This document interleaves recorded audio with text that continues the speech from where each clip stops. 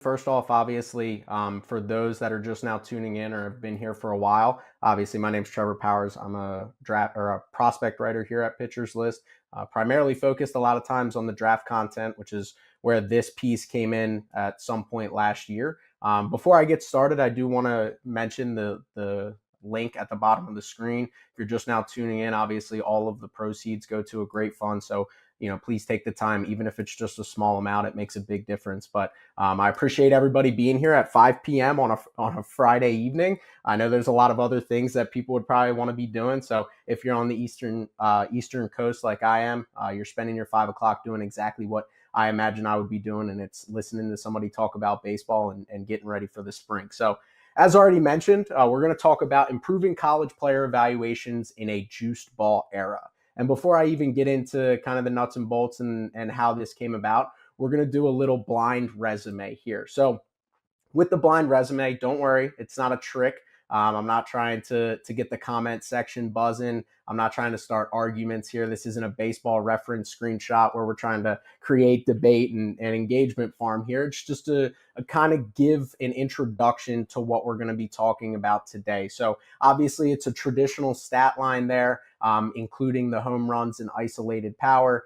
Just two guys that both had really good seasons across college baseball and kind of to discuss which one might have performed better in the era that they were playing in. So I'm not withholding any information here. On the left there with the 387, 508, 836 with 32 home runs is Ivan Melendez, who was the 2022 Golden Spikes Award winner. And then on the right there, we have Andrew Vaughn, who was the 2018 Golden Spikes Award winner, who ended up hitting 23 home runs with a 402 average and a 531. So again, as we process this information, just kind of think to yourself, who do you think is the more valuable player? Who was more productive? Obviously, with the OBP, if some of our Moneyball people out there, the OGs, might be favoring that. But with the next slide, let's focus specifically on the power comparison, right? So when we look at Andrew Vaughn and Ivan Melendez comparison in the power department, obviously three of the main ways to evaluate power is slugging percentage,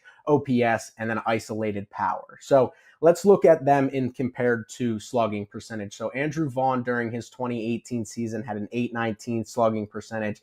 Ivan Melendez had an 836. So I'll give you a little second. Who was more productive? Vaughn was 9% better. And I'm sure there's people out there that are probably questioning how my math was. I can tell you for certain I was not a math major, but trust me, you'll understand as we go through this. So OPS, Vaughn had a 1.350. Ivan Melendez had a 1.371. Vaughn was 10% better. So that's obviously a similar thing where Melendez has better quote unquote numbers, but Vaughn was more productive. Isolated power, there's a pretty sizable difference there. Obviously, it's roughly 60-point difference in the isolated power, with Andrew Vaughn having a 417 and Ivan Melendez having a 476. Andrew Vaughn was 28% better. So I'm sure you're asking the same question that I did when I did this research on myself. How is that possible? Well, it's plain and simple. It's the year that they played in. So with that being said, what we're going to talk about today, and I will explain better how we got those numbers and how those percentages came about, but improving college player evaluations in a juiced ball era. We're going to talk about traditional stat line trends, how the stats have kind of fluctuated even in most recent memory.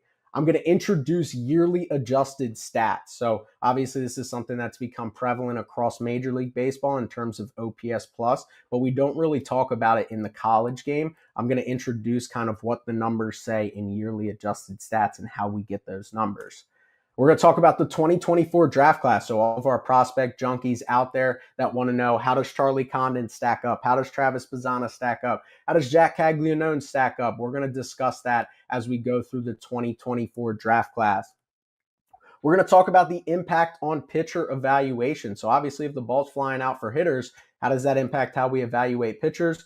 And last but not least, we are going to discuss the 2024 Yankees draft strategy, which was something that, as I was doing my research, I really, really enjoyed how they went about the draft. And we're going to discuss maybe some of the things that they had identified as priorities to them as a draft class, and making sure that they could find maybe their own version of a market inefficiency. So the traditional stat line trends here. So I pulled all the average numbers across college baseball since 2017, which was when we saw probably the largest gap in terms of the run scoring environment just flat out changing. So when we look at this graph, you can see the most fascinating part to me, and this is going to be something that's going to come up a couple times, is for our people that only really follow minor league prospects, minor league baseball, major league baseball. The average player in major league or in college baseball last year batted 280 with a 380 OBP and a 449 slugging percentage and an 830 OPS. That guy would get paid in the big leagues and he'd probably play a long time, but that's the average player across college baseball. So just to put into context what the average looks like in college baseball and the reason why this idea and this thought process came about was trying to help inform people that might not watch college baseball on a weekly basis to better understand that a guy hitting 450, while it's super impressive, is not as impressive as when we see a prospect hitting closer to 400 during their time. So during this stretch of 2017 to 2024, we saw a slight 4% increase in batting average from 268 to 280. We saw a 6.5% increase in OBP, so from 357 to 380. That was from 2017 to 2024. This is where the sizable gap starts to get concerning. We saw a 14% increase in slugging percentage from the average player having a 394 slugging percentage in 2018 to a 449 in 2024. We saw a 10% increase in OPS from 751 in 2018 to 830 in 2024. And last but not least, we saw a 34.5%, and yes, I put those exclamation points on purpose there. We saw a 34.5% increase in isolated power from 126 to 169. So we know the what, obviously it's changed. What about the why, right? What has changed and what has been the biggest impact? So tell me if you've heard this before. Anybody who's a baseball fan is going to understand this. A sports organization, specifically a baseball league, doctors the baseball to improve run scoring environment. Cough, cough, MLB in 2018, 2019, and seeing a ton of guys that wouldn't sniff 20 home runs getting up to 40 on just random years. Well, the NCAA did something similar in 2015 was the first year of the new ball. Ross Dellinger, who now reports college football for The Athletic, he wrote a piece talking about lowering the seams as they entered the 2015 season. I thought this stat was crazy when I was doing the research. The average home runs per game across college baseball was 0.39. In 2024, that number would have ranked 276 out of 293 teams in 2024. The average home runs per game in college baseball is now almost the graveyard of what we would consider home runs per game. Another fascinating thing was in Ross Dellinger's article in 2014 at LSU, 98 miles per hour was the lowest exit velocity hit for a home run. In 2024, I was able to pull the data. Again, there's factors that go into it, wind aided, misreads on TrackMan, all the things that could come into play. But the lowest home run recorded in the NCAA in 2014 or in 2024 was 83 miles per hour.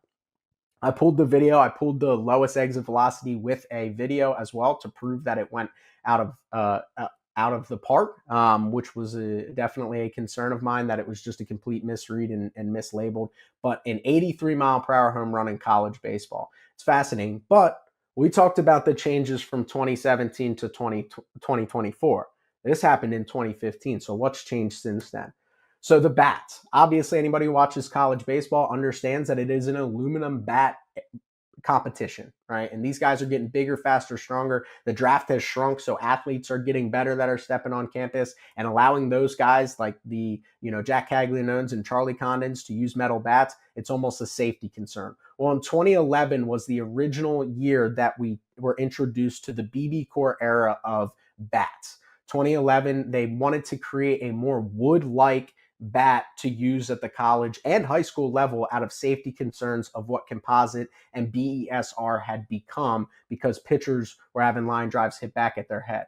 But now we're 13, 14 years into this, and bat companies have gotten to the point where they are maximizing what a BB Core bat is. They are pushing the edges of BB Core's quality, and it's getting to the point now where BB Core bats are about as legal as they could be by a fraction. Now, bat testing has increased across college baseball, so you would think that would eliminate those problems.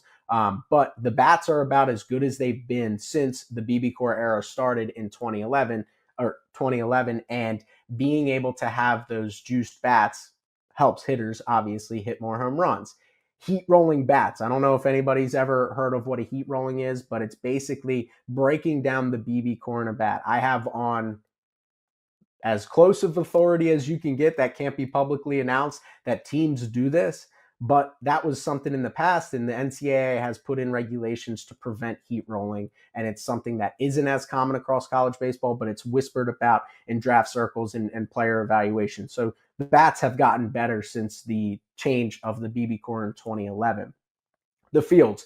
This is the most interesting one to me. Anytime I go out to a college baseball game, it feels like the fields get smaller and the wind's always blowing out. So you combine the ball that has lower seams and has more carry, the bats, which are getting better and better each and every year, and the fields, which are getting smaller and smaller. If you go out to Columbia, South Carolina, at the University of South Carolina, where potential first-round pick Ethan Petrie is going to be playing this spring, it's 385 to center field, and the wind usually blows out. And that's not anything to take anything away from the power hitters that come through South Carolina. We're talking about Power 5 baseball, big physical first-round pick guys playing in borderline Little League parks, it feels like, because they're so big, physical, and strong that they're able to do it.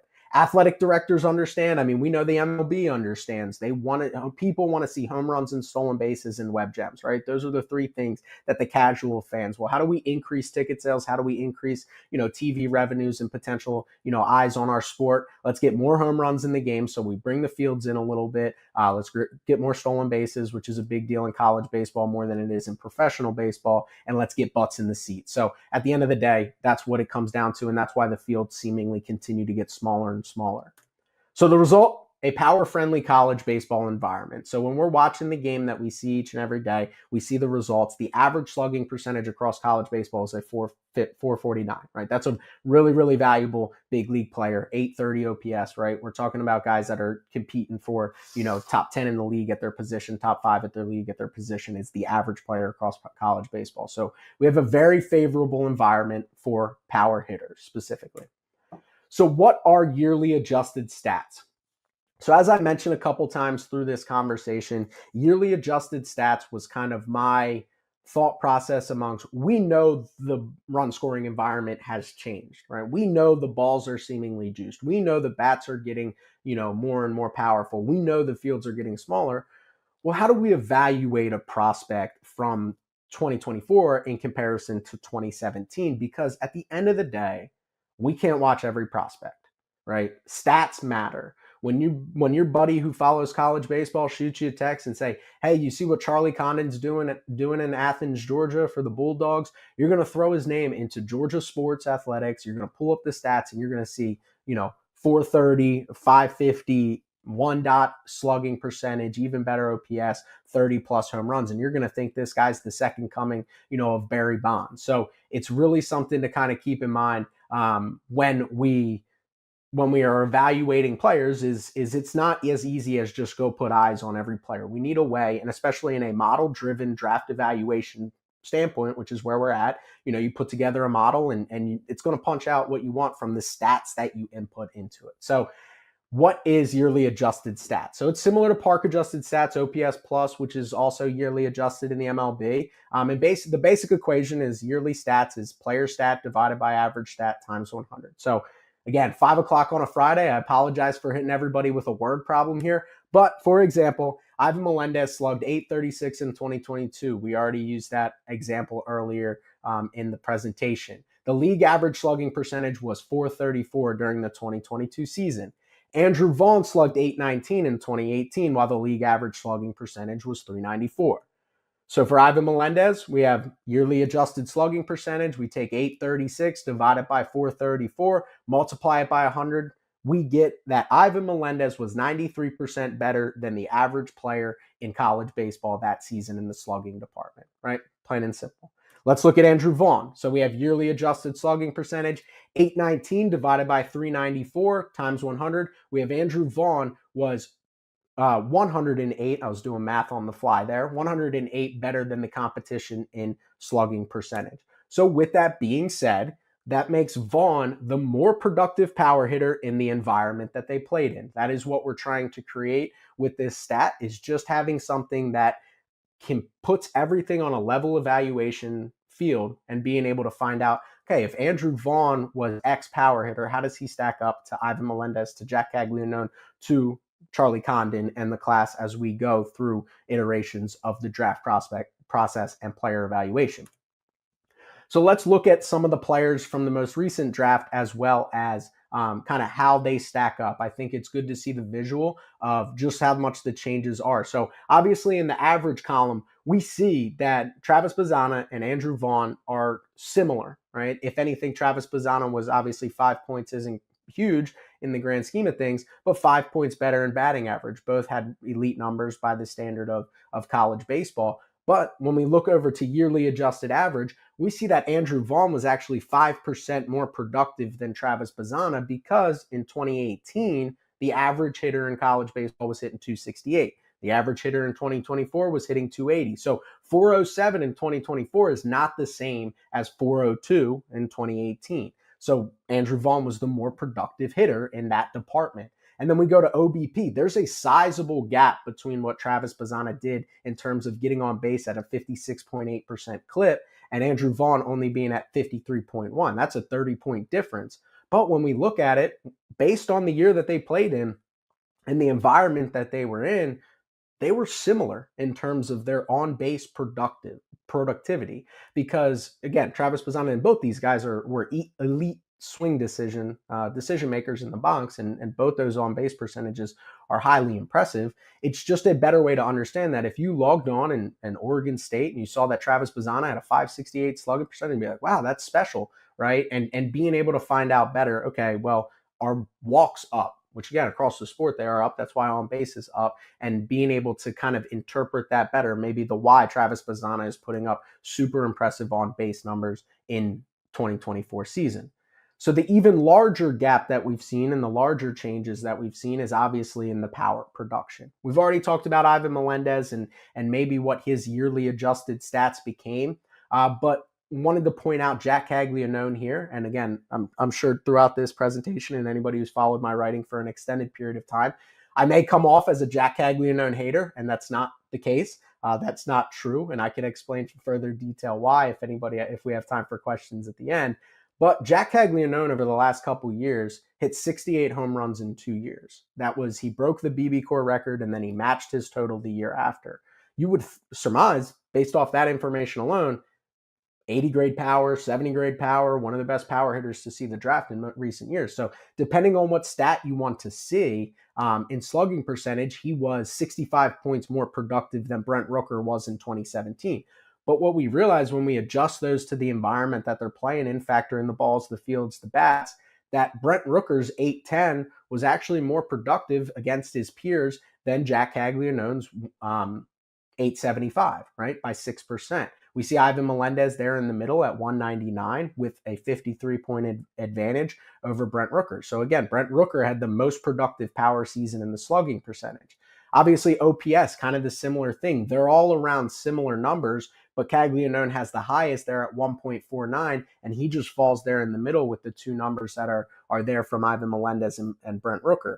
And then when we go over to isolated power, which I think in terms of a stat evaluation is probably the best way to evaluate true power numbers and true power productivity, we see that Brent Rooker's 423 in 2017 was significantly better than Jack Caglianone's 456 in 2024. And again, I think what this told me when I was doing this research and writing the pieces that I was able to write was that Brent Rooker was probably underrated as a prospect coming out of college, right? The home runs were down in 2017, and we've seen obviously what he's become at the big league level. I don't know if that's necessarily a direct miss on the player evaluation. He was a fringe first rounder, but we've seen first base only guys, Caglianone being one of them, Andrew Vaughn, Spencer Torkelson, go in the top 5 of the draft. Well, when I was doing the research, Brent Rooker had the best season out of all of them, and really, obviously, Caglianone's still to be determined. He's had the best professional career out of all of them as well, and I don't know if that's a proven because we were able to pull the yearly stats, but I do think that there's something to be said that we underrated what Brent Rooker was as a player coming out of 2017 because the power was obviously legit, but maybe it didn't check the boxes of like this is elite power production on the surface level of isolated power, slugging percentage, and OPS. So evaluating prospects with yearly adjusted stats. So as I've mentioned a couple times, stats are an integral part of the evaluation process, right? But if the traditional stats aren't consistent on a year-to-year basis, we need to find a better way to say what the triple slash line is, right? Especially when we've seen such great changes, 34.5% change in isolated power in just a 5 to 7 year span. Like that's major differences in evaluation because our brain tells us what was good in 2017 would be elite now if everything was created equal. And as I also mentioned, we are not able to watch every player play every game. We aren't able to form opinions on the physical aspect of the player evaluation and see that this player is, has present bat speed, projectable power. Oh, I like the way he makes, he moves in the box, things like that, that might translate more to maybe the stat line doesn't matter. Maybe what we're seeing with our eyes, but we don't have the luxury of seeing every prospect hit each and every year.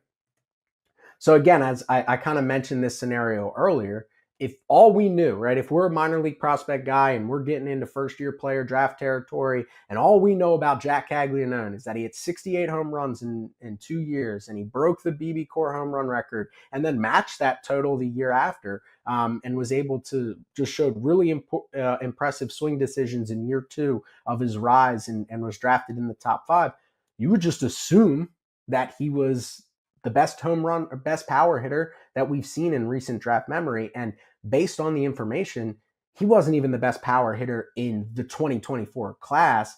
And we'll get to that kind of comparison down the road. He is really good, right? Again, this is not a negative on Jack Caglianone, but there are more concerns about the profile when we realize that this is a profile that is more comparable to hitters of past than this unique unicorn generational talent of a power hitter like 68 home runs in 2 years would describe.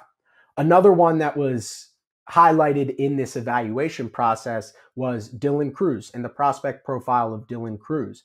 If Dylan Cruz slugs a 713 slugging percentage with a 287 isolated power in the 2023 year with LSU, on the surface, plain and simple, that looks like a hitter that may have a 60 grade power in terms of what we deem statistically productive enough to have a 60 grade power tool. But if we realize that that slugging percentage is only 60% better than league average, and that isolated power is only 73% better than league average, we would probably realize there should be more concerns about Dylan Cruz's power production in professional baseball when we put a wood bat in his hands, when we give him real baseballs, quote unquote, when we put him in real stadiums where it's a little bit harder to hit home runs. And again, Dylan Cruz made his debut. He's a really good hitter. He's a well-rounded hitter. But I think anybody who followed his process through the prospect ranks, you would realize that the power did not show up to the point that we labeled this guy a 60 grade power hitter. We're talking about plus power on Dylan Cruz. You would expect the power to show up consistently in professional baseball. That's not to say that it won't. He hits the ball really hard. He has a tendency to hit the ball too low more than anything. And that's more fixable than not hitting the ball hard enough and being, benefited from that. But that is not a guy that in my process, I would put a 60 grade power tool on coming out of college, knowing that his true power was only 73% better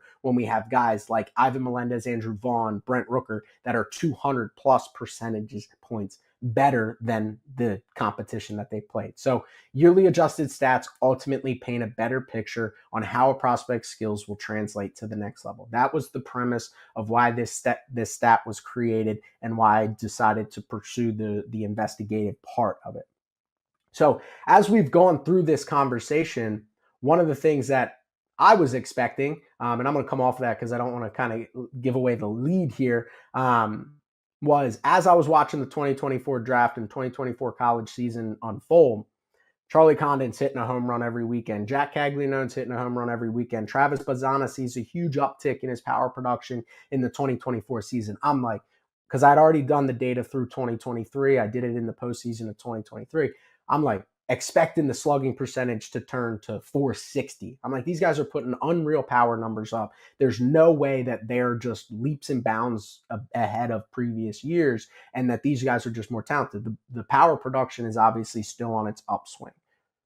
Well, what I realized in doing that was when it came time to crunch the numbers, that the 2024 class offensively, right? We have these 5 guys from position players, and there's others: James Tibbs, Cam Smith, those guys that were also drafted in the top 20 that were really good, impressive prospect. Carson Benj is another one that I love a lot.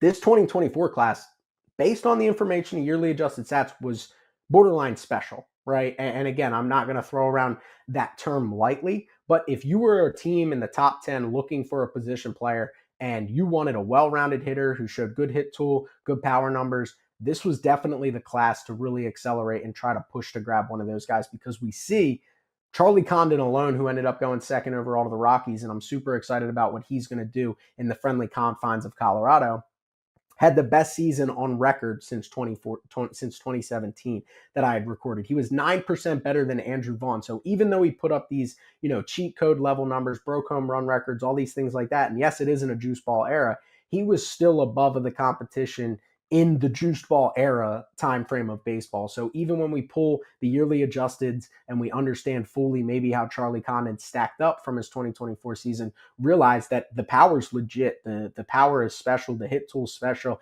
And across the board, he was the leader in everything except for OBP, yearly adjusted OBP, which again, I think that's something that makes a lot of sense, because he was still in the upper echelon with a 3% behind the leader in the next guy, Travis Bazzana. And Travis Bazzana is an interesting prospect evaluation. I think, again, he ended up going first overall to the Cleveland Guardians. And when I was evaluating Travis Bazzana coming into the year, I was like, I don't know, right? Because you got to hit the ball hard and to play at the next level, right? Consistently, at least in my opinion. If I'm gonna put a draft grade on somebody, I want it to be based on how hard they hit the ball, especially from a power department. And knowing that the ball was kind of, fluctuated in the power environment was favorable to hitters, I wasn't sold that Bazzana was going to hit for enough power. Well, he showed up this year, and we'll talk about takeaways, and really made a huge stride in power without losing the hit tool, which makes for a really special combination. We see Jack Caglianone here, obviously. I talked about him a little bit, but again, he stacks up very favorably in terms of the OPS and yearly adjusted OPS. The power, the pure power and the isolated power is a little bit more concerning there. Braden Montgomery is a guy that got hurt at the end of the year, was creating a lot of buzz. The exit data and the profile is really impressive. You can see the isolated power is pretty impressive as well. He's a guy that I think, who's now with the White Sox, but was previously with the Red Sox coming out of the draft, is a super valuable piece. And Nick Kurtz he's had a great start to his professional career, which is more in line with what he was in college. Even in a down year, you can see the 306, which was only slightly above average. He still put together a pretty special season, and that was a down year by Nick Kurtz's standard. As you can see at the bottom there, he was one of a few people on here that had 2 seasons that qualified for this. And you can see some other names, especially in the 2023 class, and how they stack up. You can see some other names: Brent Rooker, Adley Rutschman, Wyatt Langford, who obviously had a great start to his professional career, and how this 2024 class stacked up to that group, which I think shows really how impressive they were on this season, even against their peers. So again, I kind of went through this a little bit, but we'll kind of point out some of the things that I had noticed, right?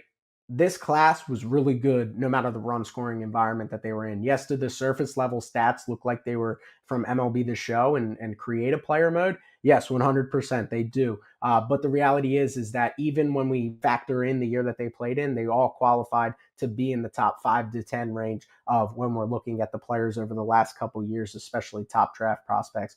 Charlie Condon, like, we're throwing around 70 grade power, 60 grade hit tools on Charlie Condon. Again, based on the stats that we took from last year, 100% legit, right? And obviously it's got to translate to wood in professional baseball and better competition and all those factors. But from the surface level evaluation of what Charlie Condon did statistically, that checks out. He put together the best season that we've seen since 2017 in yearly adjusted stats. Already mentioned Travis Bazzana. He's a certified dude in my mind. I think 1-1 was the right choice for him. I think he was the best player in the class. He combined what was elite bat to ball skills, did not lose those, a 16.7% whiff rate, but combined those with an advancement in power, the ability to pull a baseball and not hook it foul, all of those things that come into being a true valuable power hitter at the next level. He checked those boxes to showcase. And when we really look at what the best prospects are, right, the guys that have the most success in professional baseball, it's the guys that showcase enough power to be productive in that department, but don't swing and miss at an overwhelming amount that makes them, unable to put balls consistently in play. And Travis Bazzana has the best combination of that, combined with he doesn't chase, right? We saw the OBP was the best since we've tracked this information since 2017. Yearly adjusted on base percentage, he was also elite in that category. Again, I'm not a Jack Caglianone hater, but I know a lot of it comes off of as it. Braden Montgomery is the better pure power hitter than Caglianone in terms of this statistical analysis. Again, if we pulled other stats, EV90, exit velocity data, max exit velocity, maybe Caglianone stacks up a little bit. But again, we're talking from a surface level evaluation of the statistical profile. Montgomery was the more productive power hitter. Jack Caglianone last year, yes, he hit 35 home runs during the 2024 season, but he had 2 doubles and no triples. Again, am I reading too much into that? Am I going to dock a guy really for hitting too many home runs but not enough doubles? No, we want to see home runs preferably over doubles. But I think that's something about being a well-rounded power hitter that Montgomery was able to show. And had he not gotten hurt, and had he had been a part of that Texas A&M team as they went to the College World Series final, I think he might have, I think he fell to 12 in the eyes of a lot of evaluators, and the ability for the Red Sox to get him and then move him to the White Sox for Garrett Crochet, it makes a lot of sense. And, it just brings to question, when we talk about Caglianone's true power, is it as elite as the surface level stats tell us they are? So let's talk about pitchers. Obviously, we've harped enough about hitters, and we understand fully. How much longer can I talk about how it impacts hitters and the offensive environment that is, right? So if power numbers are up across the sport, who's the one throwing the ball, right? We're not having pitching machines take this. We're not taking, home run derbies and BP rounds, allowing for guys to just put up video game numbers. There's somebody delivering the baseball to these dudes that are putting up absurd numbers. So when we look at how the numbers for pitchers have changed across the sport, the average ERA across the NCAA last year was a 6.14. Again, if you're somebody who's sitting here and you don't watch a lot of college baseball and you didn't understand that the juice ball era was good, and you went back and you looked at the draft and your first year player draft and had that conversation with yourself, and you saw a guy with a 5 ERA that was drafted in the first round, and we'll talk about one specifically down a little bit through this presentation, you'd be like, that guy stinks. How is he getting drafted in the first round? Well, the reality is the average pitcher in college baseball last year pitched to a 6.14. So if you thought that 5.5 was bad, it was actually above average in terms of college baseball environment that we're in. So again, as I already mentioned, 6.14. For those that are prospect junkies, I love this stat right here. The average ERA in the Pacific Coast League, AAA, Las Vegas, high elevation, ball flies out, 5.69. So when you're sitting there and you're looking at a college pitcher and you're looking at a guy that's pitching, again, you see the notable stats below it there, to 1.69, Paul Skeens, maybe we can start throwing around the term generationally dominant, because the average ERA is 6.14, and that's been a full run change since 2017 and obviously 2018 where it was a little bit lower, where these guys are still putting up cheat code numbers. And obviously I picked those guys out. These were the top pitchers in the most recent draft. Paul Skeens and Rhett Lauder have obviously made their big league debuts already, right? And when we were pulling this data and this information, it was easy to see maybe why those guys were special, right? Maybe why those guys were dominant, even in a sense of baseball being, what it is. Like, you knew that skill set was going to translate, because it's getting more favorable when these guys get to professional baseball. And those are 2 guys who took advantage of it. And then we look at the 2 best pitchers in this class in terms of dominant stuff. Hagen Smith pitched to a 2.14, which was 201 times better than the average. And then Chase Burns pitched to a 2.7, which again is just dominant in college baseball. One of the things that I always like to preface when we talk about the pitchers is the impact on whiff percentage on data. One of the things that 3 of the 4 guys above have in common is a 45% whiff percentage.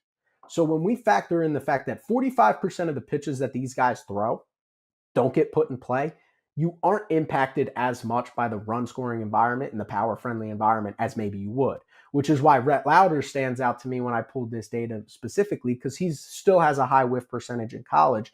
But the reality is that it's not as significant as Paul Skeens throwing 102 by guys, Hagen Smith with dominant fastball slider combo, Chase Burns generating 70% whiff on his slider. Those guys were able to take advantage of the environment more, where Rhett Lauder kind of had to control, like, I'm giving up contact at a little bit higher rate, but it has to be soft. It has to be on the ground specifically, especially at Wake Forest, where the reason why Chase Burns' ERA is so high is because that place is an airport. It's small, it's tiny, the ball flies out, and Chase Burns was taken advantage of greatly, even with his elite 100-mile-per-hour fastball. Every ball that was touched in the air went out. Rhett Lauder was able to control that to a 1.87 while giving up more contact, which told me that at the very least, without adjustments, Rhett Lauder's stuff was going to translate in terms of soft contact to the big league level, or to the professional level, not big league level. That's getting ahead of my skis a little bit, but to the professional level, right? Paul Skeens had to adjust a little bit. The addition of the splinker was a huge part of his process, and as becoming obviously the rookie of the year and potential favorite to be a Cy Young in 2025. So there were adjustments that had to be made, but when you're generating as much whiff as these guys generated, well, they're not going to be hurt as much by the homer-friendly environment that is college baseball. So when we're talking about this, the question everybody wants is, where's the value, right? Where can I find a prospect in my deep league, my deep dynasty league that can give me some value and make me seem like the smartest guy in the room, right? That's the question I ask myself. So when we're evaluating pitchers, where's the value, right? So again, if hitters are putting up otherworldly home run numbers across college baseball, crazy thing here, wouldn't there be value in finding a pitcher who has elite stuff, who just gave up a lot of home runs, right? So who are 2 guys specifically that did that? Chase Dollander and Hurston Waldrep. You see, I have the little note there. This was written on May 23rd of 2024. So Dollander actually went to improve both these numbers. He pitched to somewhere in the 2, and he was pitching in high elevation, 0.5 home runs per 9. Hurston Waldrep, the numbers went a little bit up from his pro stats there. The home runs went a little bit up, but still controlled the environment a little bit. So 2 guys that stood out to me. Again, what we'll see in the next slide is how high their whiff percentages were, but guys that were impacted greatly by the home run environment, and predictably so gave up less home runs when they got into the minor leagues, where it wasn't encouraged fields for home runs. They're just trying to find a field to play baseball on, and it's good enough that has good grass and good dirt, right? That had enough swing and miss to dominate hitters to a certain extent, but not an overwhelmingly amount that they couldn't just completely eliminate balls in play. And we've obviously seen Dollander. He's become one of the top pitching prospects in the sport. Hurston Waldrep is a guy that has a ton of elite stuff, and it's really kind of cool to see how his progress has been in recent years. But that's the big question that I came across. You would assume that when a pitcher steps into professional baseball and the competition increases, that their productivity would go backwards. But what we had seen was that these 2 pitchers specifically got into professional baseball, and basically pulling them out of the PCL allowed them to succeed with 1 or 2 home runs in college baseball turned into flyouts. Now we're talking about 2 of the more talented pitching prospects in all of baseball, right? So those are 2 guys that were drafted in the first round and saw their prospect profile rise among getting into professional baseball. So what I did with the 2024 class was took guys that were in that similar Dollander, Waldrep range, late first, early second round talent in terms of mock, right? So I wanted a guy that had above a 100 yearly adjusted ERA, so above average in terms of that department, around a 30% whiff percentage, with both Dollander and Waldrep had above a 30% whiff percentage. Less than 12% walk rate. You'll see Waldrep's walk rate was a little bit high in college, which was a cause for concern. But so I kind of tagged it at his being the top, and then over 1 home run per game. So you'll see here, and there's 2 names specifically that we're going to talk about more in detail in a second. But these were some of the names and basically what the information told me of guys that stood out who could see their productivity rise upon getting into professional baseball and getting into a more favorable environment. Ben Hess, we'll talk about him in detail. Bryce Cunningham, we'll talk about him in detail. And for anybody who knows, kind of going back to what I outlined we're going to talk about, you're going to know why in a second. Durangelo Sinja, who was the Mariners' first-round pick.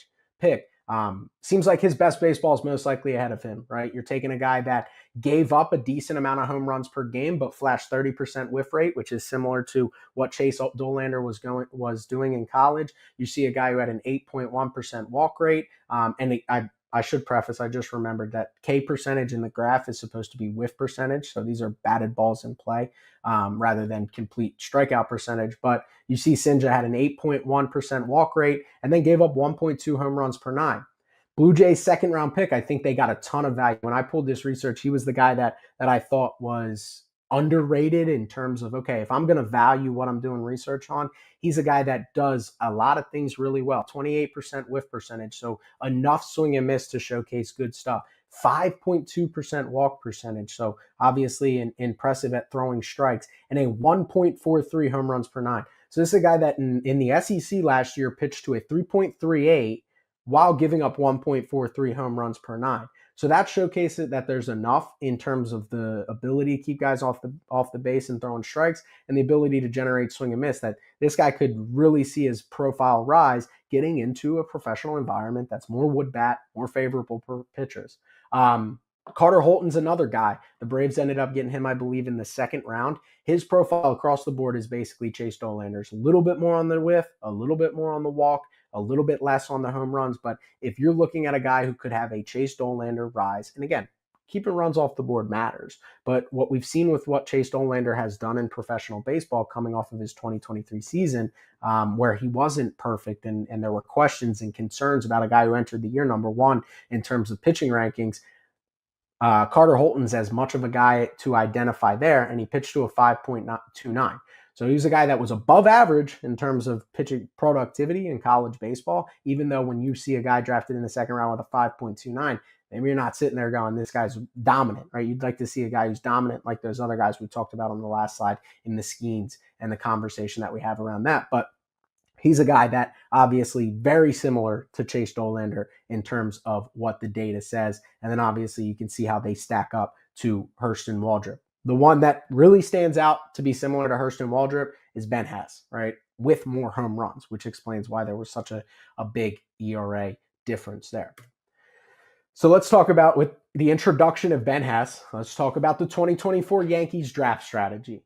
So the Yankees selected in all 7 of their first picks, they were all college pitchers, with 2 of them specifically popping up on this page right here. I'm not going to say that the Yankees read this article or not. It was written in May. They drafted these guys in June, July. So there was obviously something that went into it, especially when you look at where these pitchers were ranked on MLB.com. They seemingly thought that they had some form of value in the college pitcher ranks, right? They thought that they could get a guy to be more productive than what his prospect ranking at the time from MLB.com was. So Ben Hess was a guy that they took in the first round, Bryce Cunningham in the second round, and the rest of these guys even were similar in these ranks. So when we talk about what Ben Hess is, right?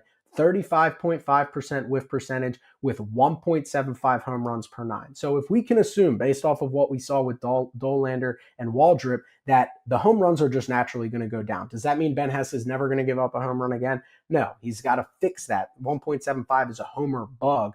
But the reality is if we can get that number down, have a guy with 35.5% whiff percentage, throw some more strikes. And again, let's talk about the psychological aspect of knowing that you're pitching in basically the PCL with metal bats and having to nibble with the strike zone. Maybe there's a mental block that Ben Hess had to get through that caused him to walk 12% batters that he faced. So assuming that a guy's going to be more confident to throw his nasty 35.5% whiff stuff in the strike zone, home runs go down. That's a guy that obviously is worth the 26th overall pick, when in reality, people might have been questioning why the Yankees decided to go there. Bryce Cunningham doesn't have as much stuff, and he also didn't get as hurt by the home run ball, but he's, again, a guy, he throws a little bit more strikes than Ben Hess does in terms of that department, but he has 27.6% whiff, so roughly around 30%. And if you assume those home runs go down, he throws more strikes, his best baseball is ahead of him. So they were both the biggest beneficiaries of the research that I had done. Thatcher Hurd, he's a guy that he struggles more on the throw and strike side. And again, when you look at the Yankees' top prospect, there's nothing they love more than a guy that can't throw strikes in college. They've done a really good job of identifying those guys, getting them more confident in their stuff in the strike zone and seeing their best baseball in professional baseball. Thatcher Hurd fits that category for me. It's really, really struggled to throw strikes, but the whiff is there. The fastball's elite. It's upper 90s stuff. It has good carry at the top of the zone and overall repertoire, 28% whiff percentage. Grayson Carter, another guy who's kind of very similar to Thatcher Hurd. It's a little kind of the same thing, a little bit more in the strike zone, but a little bit less on the whiff percentage. Also was around that 1 home run per 9. So a guy that, again, if he gets into a more favorable environment, he showed the ability to limit home runs in college baseball.